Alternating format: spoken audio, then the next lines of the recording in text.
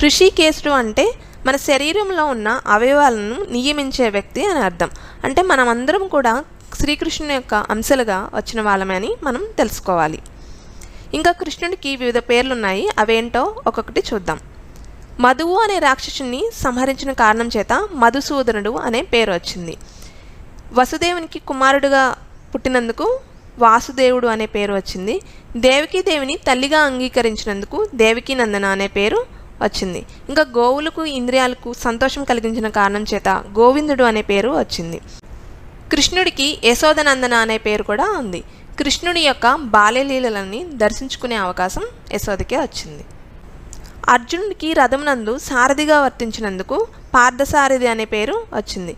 ఇంకా కురుక్షేత్రంలో స్వయంగా శ్రీకృష్ణుడే అర్జునుడికి దిశానిర్దేశం చూపించిన కారణం చేత హృషికేశుడు అనే పేరు వచ్చింది.